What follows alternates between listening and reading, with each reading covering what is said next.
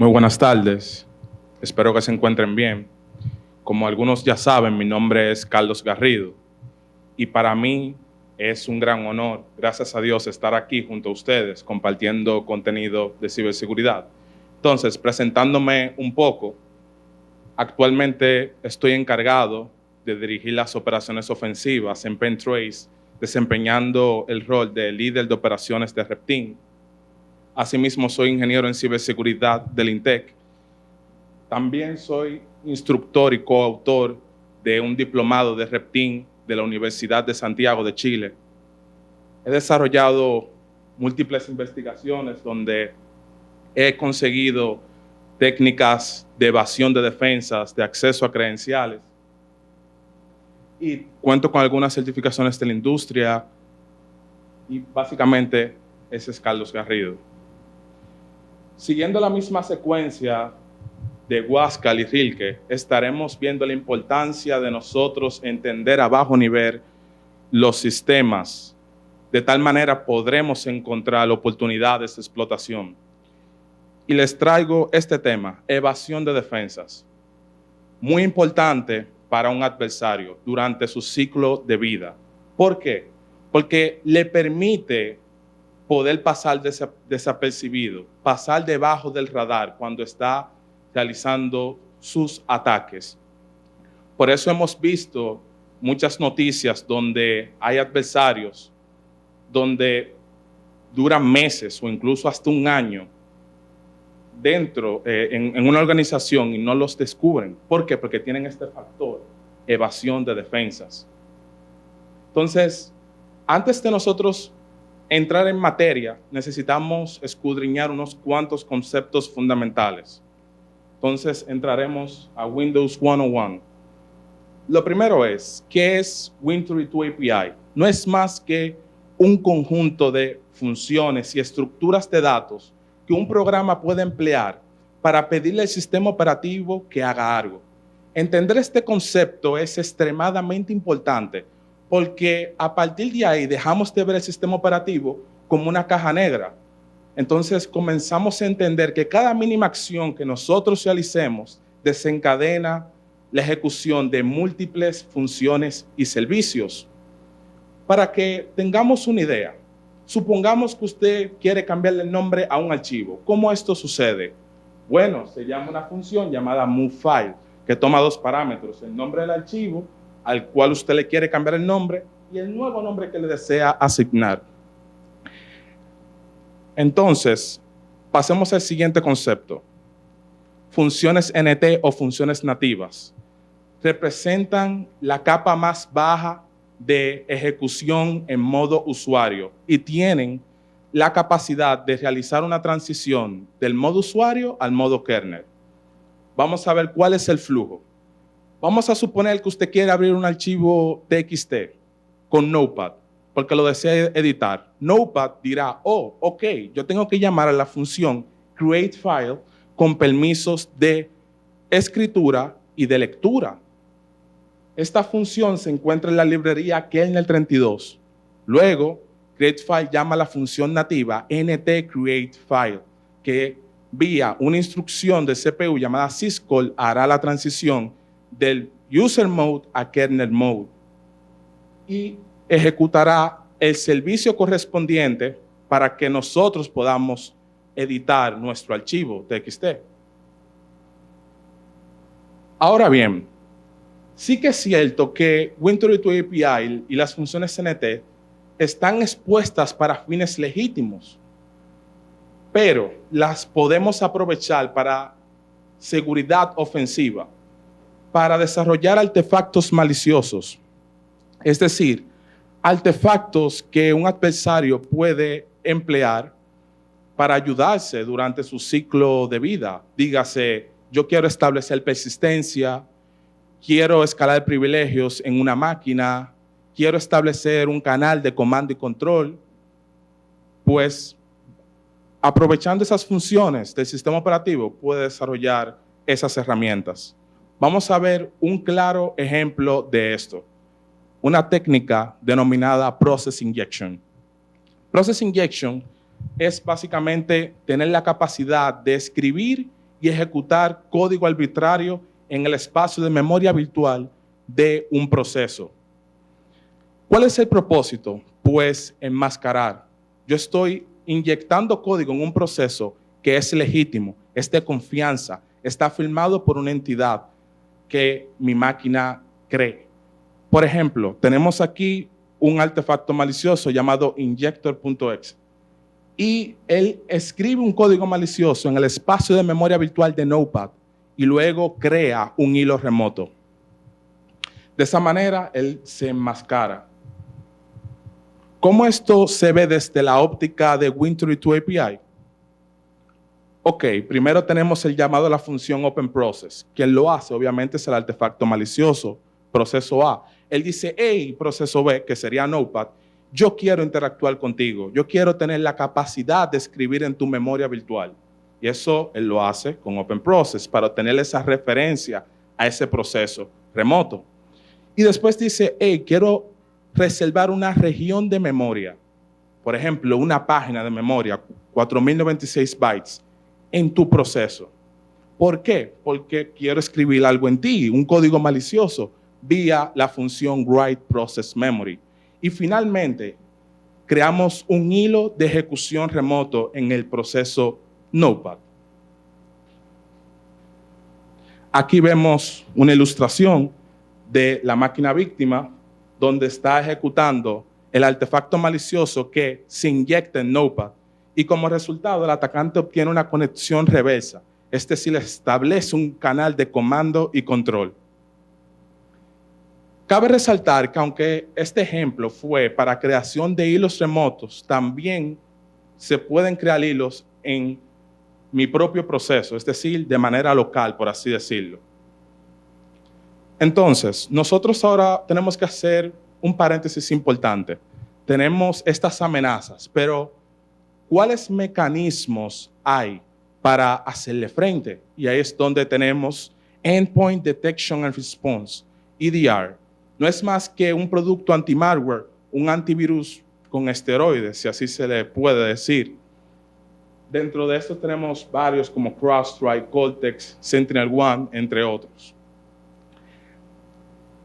Normalmente, nosotros vemos que se usa la frase evadí un EDR, pero no podemos usar esa frase indiscriminadamente, pues estos productos tienen su arquitectura, tienen varios componentes para la lógica de detección y prevención de amenazas. Entonces, nosotros ahora nos vamos a enfocar a evadir un EDR, pero un componente en específico de estos. Algo muy crítico para ellos, para la parte de detección de artefactos maliciosos. Y ese componente se denomina kernel callbacks. ¿Cómo funciona esto? Bueno, vamos a extrapolar esto junto al ejemplo que vimos previamente. Tenemos un proceso A, artefacto malicioso, que dice, quiero inyectar un código malicioso en un proceso B, en Notepad. Bien, y él hace su llamado habitual, create remote thread, que resulta en llamar una función NT, función nativa, que hará el cambio a kernel mode, como ya vimos, y ejecutar el servicio correspondiente. ¿Qué va a pasar? Cuando el kernel vea que se creó un hilo, ya sea en mi propio proceso o de forma remota, él le va a notificar al EDR, específicamente un driver que el EDR está corriendo. Cuando el EDR recibe esa información, se ejecuta un callback, una función que contiene información sobre el hilo que se acaba de crear. Entonces, ya a partir de ahí, el EDR teniendo esa información puede tomar acción sobre ese hilo y sobre ese proceso que ordenó a que ese hilo se cree. Entonces, nosotros vamos a ver cómo evadir esto y lo vamos a ver de varias perspectivas. Primera perspectiva, cómo los EDRs construyen esta lógica y vamos a aprovechar la documentación de Microsoft para esto. Luego lo vamos a ver desde la perspectiva que para mí es más interesante y mejor, que fue la que enseñaron Huáscar y Rilke, haciendo ingeniería inversa, entendiendo a bajo nivel, haciendo debugging. Entonces pasa que ordenó a que se creara el hilo. Si la respuesta es sí, es un hilo que yo creé en mi propio proceso. De lo contrario, fue un hilo remoto, como vimos previamente. Entonces, esto que está acá, señores, fue apoyado de la documentación de Microsoft, parte también ingeniería inversa. Aquí podemos ver también que yo estoy haciendo debugging del kernel de Windows y estoy viendo cómo funciona a bajo nivel la función piece set create thread notify routine. Y descubrimos que no es más que un wrapper para llamar a la función PSP set create thread notify routine. ¿Qué pasa? Cuando esta función se llama, ella va a guardar en un array llamado PSP create thread notify routine un puntero a ese callback que se está registrando. Entonces, ¿qué pasa con esto? Si yo accedo a los diversos elementos que contiene dicho array, encontraremos que la función que previamente estudiamos, onThreadNotify, perteneciente al EDR, Ragnarok EDR. Bien, entonces, vamos a ver ahora un antes y un después. ¿Se acuerdan que ejecutamos el hilo remoto? Bueno, y ahora que tenemos un EDR de por medio, podemos ver cómo el EDR tiene la capacidad de ver el hilo que se creó, el proceso que lo contiene y quién fue que ordenó a que se creara ese hilo. Y ya a partir de ahí el EDR puede tomar acción al respecto. Entonces, ¿cómo podemos evadir esto? A través de un artefacto malicioso llamado rootkit, que vive en kernel mode, obviamente. Es un driver porque digamos, el mecanismo que estamos evadiendo está implementado en el espacio de kernel, un callback. Entonces, ¿cómo funciona este rootkit? Bueno, como dije, un driver en kernel y un cliente en user space que va a hablar con el driver.